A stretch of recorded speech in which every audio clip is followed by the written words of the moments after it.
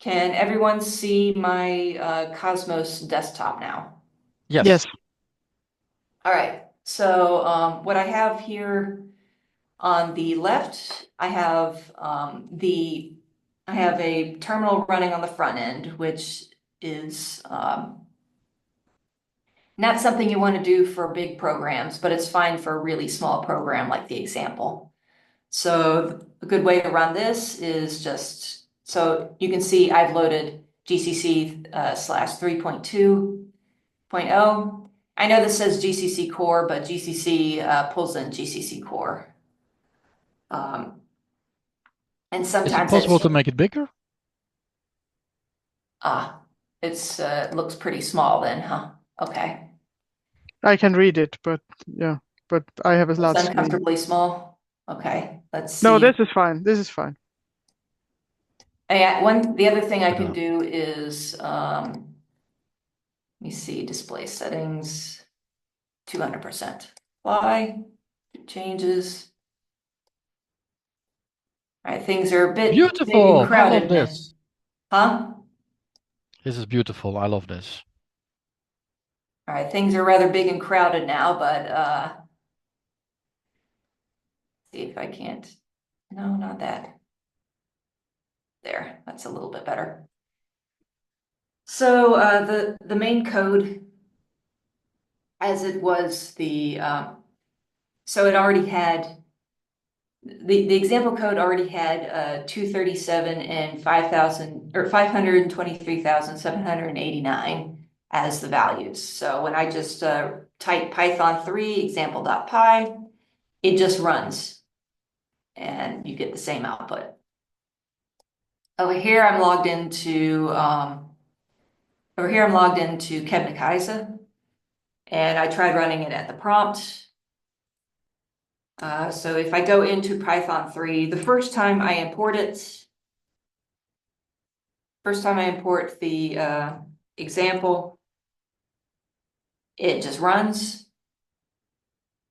And then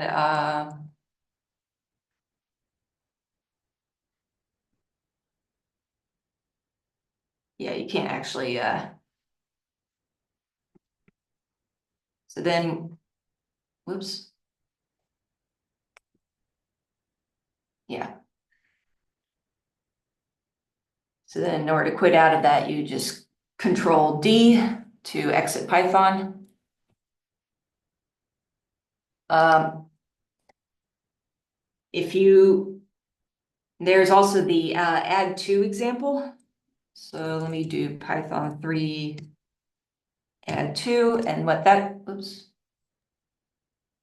Oh, that's right, I'm outside.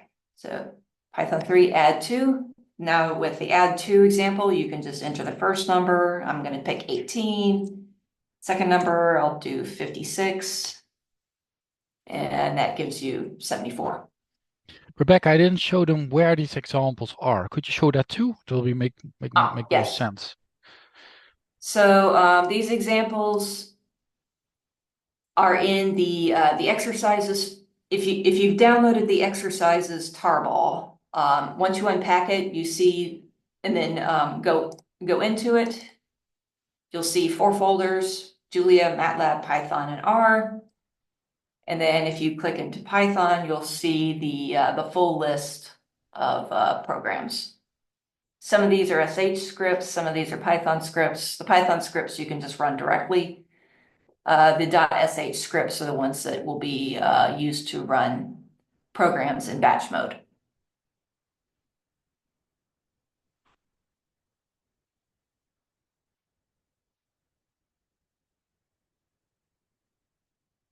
And let's see, we've got 10 minutes left.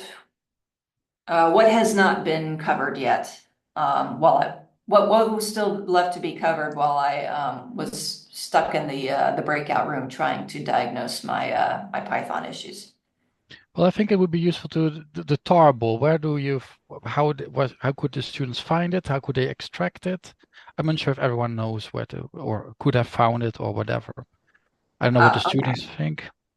So let me go back to the introduction section. When you go to this box exercises, there's a couple of different ways to get the tarball. The easiest way is just to copy and paste this into your terminal, and then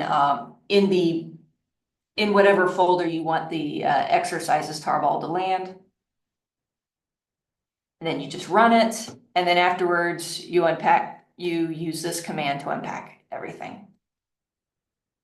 So I've already done that on all of my my terminals, but I can certainly try to do that again if someone wants a demo. Does anyone want a demo?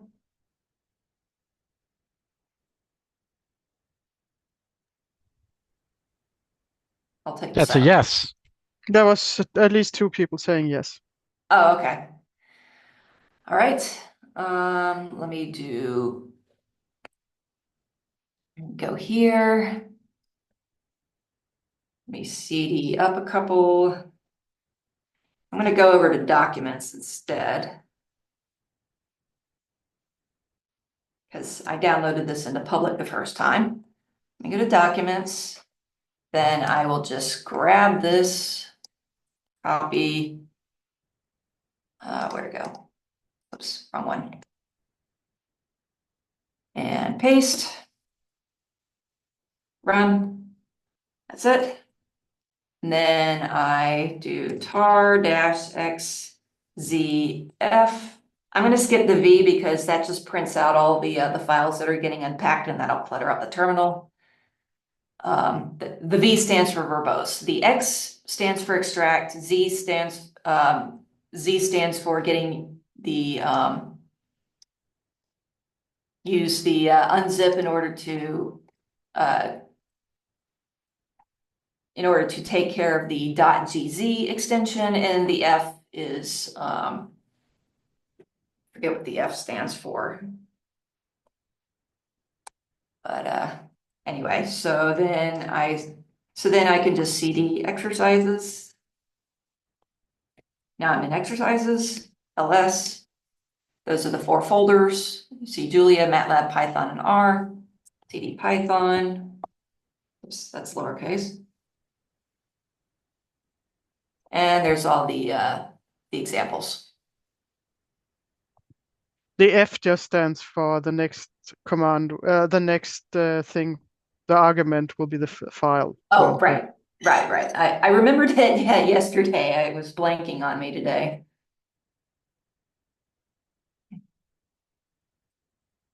So anyway, let's see. We've got 5 minutes left. Was there anything else that we didn't cover in the load and run besides?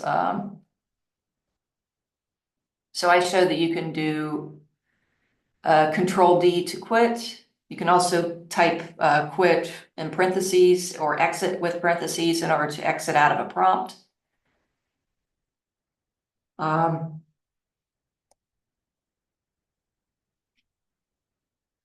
If we haven't covered, or if we've got a few extra minutes, there's one very nifty thing I can show everyone about running.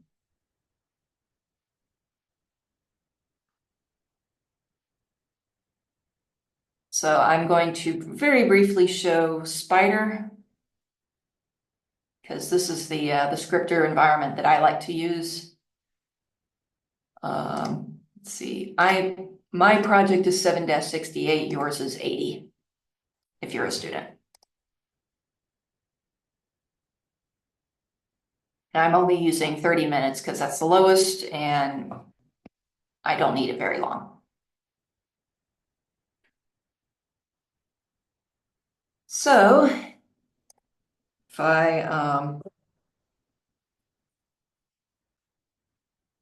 so let me open a file in Spider. Oops, that's a new file. Open, documents, exercises, Python.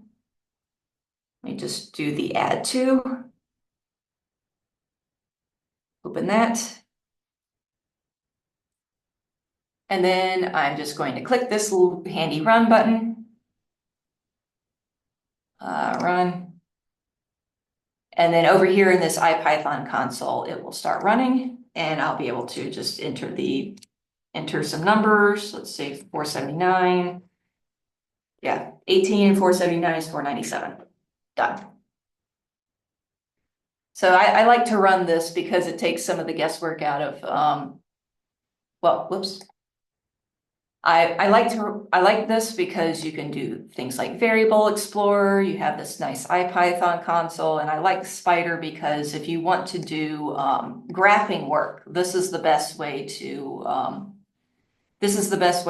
open the images in a GUI format. We'll talk about this a little bit more in the breakout sessions or the simultaneous sessions. And I'll show some examples there with Matlab. And I'll show you how you can use Spider and the GUIs that you call up for these for the plots to work with the plots and tune them, which is something that you cannot do in something like Jupyter. So just a plug for the simultaneous session. All right, I'm going to go ahead and close this and stop this because I'm not using it anymore, and close that. Did any let's see, I feel like there should be a time when I feel like the onboarding session should have included some about the on-demand desktop on LUNARC. Should I go into that for a little bit, or in the last couple of minutes, or should we? You have 1 minute. We have 1 minute. All right. Well, It's also only relevant for the LUNARC people. Yeah, it's only relevant for the LUNARC people. So I'll introduce it then in the parallel session or the simultaneous session. Great idea. All right, so let me very quickly enter the command prompt. I'm going to show you one other little detail. So we only open, so what I'm going to try to do now is import NumPy as NP, and this will not work, and I'll show you why in a second. So it didn't work, so let's get out with quit. The reason that didn't work is that NumPy is not in the bare bones Python distribution. What it's in is this SciPy bundle. So let me do ML Spider or ML Avail SciPy bundle, and I'll go ahead and load that.